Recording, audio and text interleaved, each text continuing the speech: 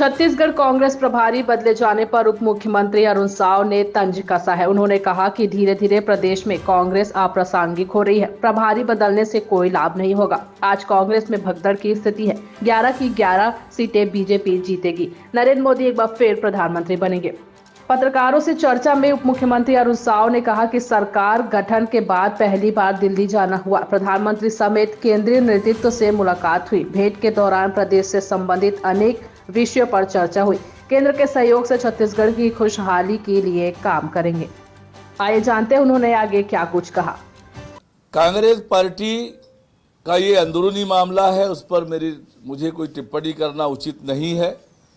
फिर भी जिस प्रकार से आज कांग्रेस में भगदड़ की स्थिति है, जूतम पैजार हो रहा है, प्रभारी बदलने से भी कोई लाभ नहीं होगा। आने वाले लोकसभा चुनाव में छत्तीसगढ़ में 11 की 11 सीटें भारतीय जनता पार्टी जीतेगी।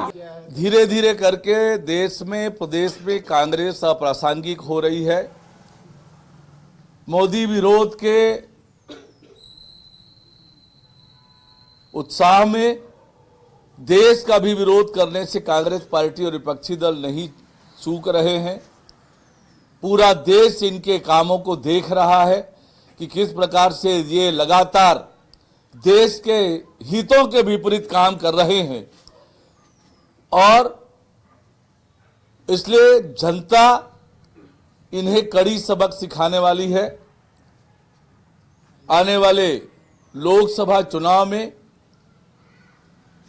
देश की जनता इन्हें कड़ी सबक सिखाएगी और एक बार फिर माननीय नरेंद्र मोदी जी देश के प्रधानमंत्री बनेंगे।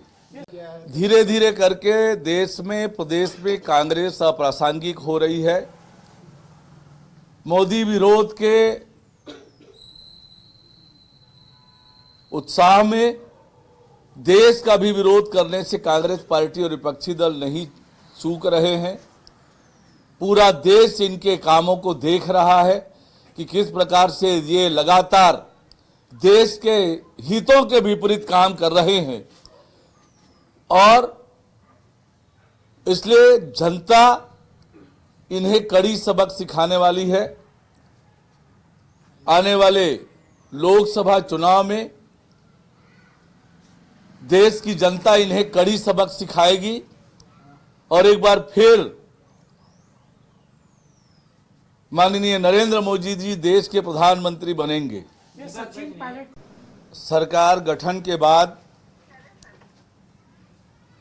पहली बार दिल्ली जाना हुआ।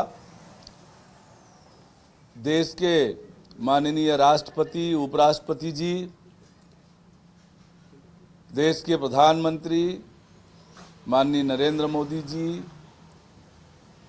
देश के गृह मंत्री माननीय अमित शाह जी, पार्टी के राष्ट्रीय अध्यक्ष आदरणीय जगत प्रकाश नड्डा जी, देश के गृह मंत्री जी, रेल मंत्री जी, इन सब लोगों से मुलाकात हुई है। वस्तुतः ये सौजन्य भेंट थी सरकार बनने के बाद, परंतु भेंट के दौरान प्रदेश से संबंधित अनेक विषयों पर चर्चा, बातचीत हुई है। सकारात्मक चर्चा हुई है, उत्साहजनक चर्चा हुई है। केंद्र सरकार के सहयोग से हम छत्तीसगढ़ की खुशहाली और तरक्की के लिए काम करेंगे। बहुत ही उत्साहजनक भेंट रही है, बहुत अच्छा मार्गदर्शन मिला है, जिसका लाभ छत्तीसगढ़ की संपूर्ण जनता को मिलने वाला है। देखिए, लगातार राहुल गांधी इस प्रकार की बयानबाजी करते हैं। जैसे मैंने कहा कि आज उनके बयानों को न देश गंभीरता से लेता है, और आप लोग भी उनके बयानों को गंभीरता से न लें।